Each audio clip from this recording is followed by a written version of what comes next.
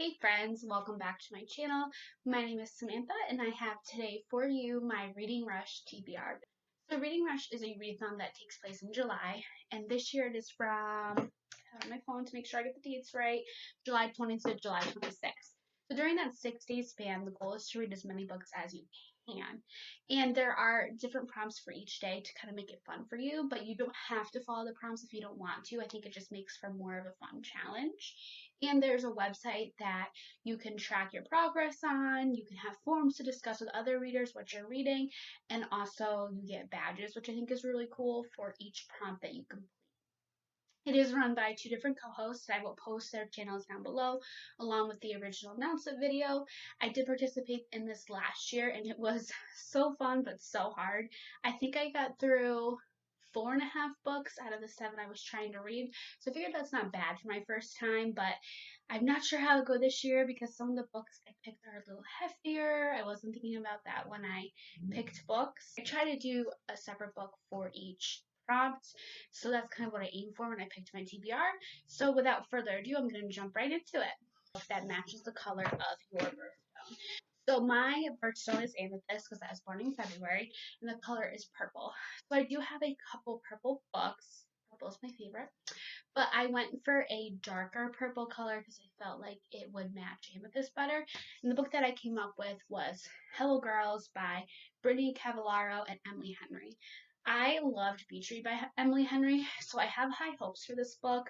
I think it came out last year, and it's had some mixed reviews, but basically it follows our two main characters, Winona and Lucille, who meet outside of the police station after they both get into trouble, and they both have kind of separate lives. So Winona has a life where she seems like everything is perfect. Her father is a well-known weatherman, but behind closed doors, he restricts what she can eat, he locks the fridge at night, and he does abuse her.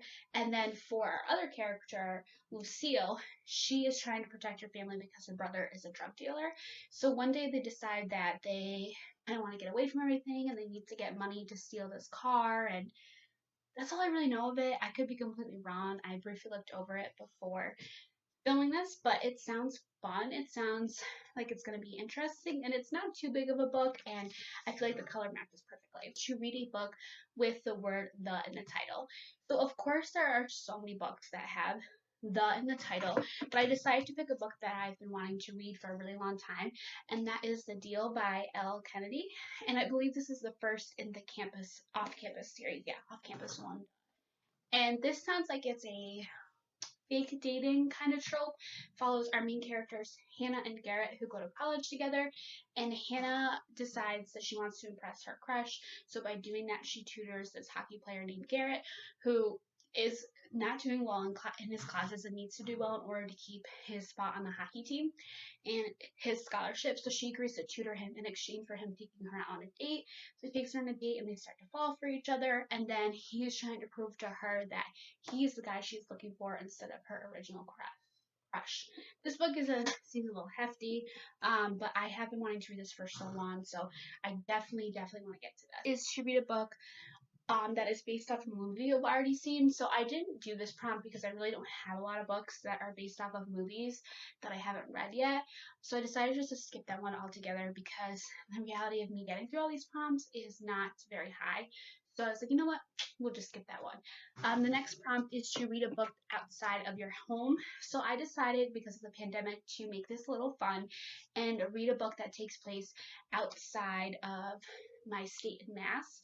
And if the weather does hold up now that we're in July, I would like to be able to read this on my porch to be considered outside. And that is this romance that just came out this year, Island Affair by Priscilla Oliverias. This takes place in the Florida Keys and follows our main characters, Sarah and Lewis. And Sarah is going to Florida to go to the Keys to go to this like family reunion. She's supposed to bring her boyfriend with her, but then he breaks up with her right before they're about to fly and ditches her. So she runs into this fireman, Lewis, in the airport, and he agrees to be her fake boyfriend for her family trip. The next one is read a book from a genre you're wanting to read more.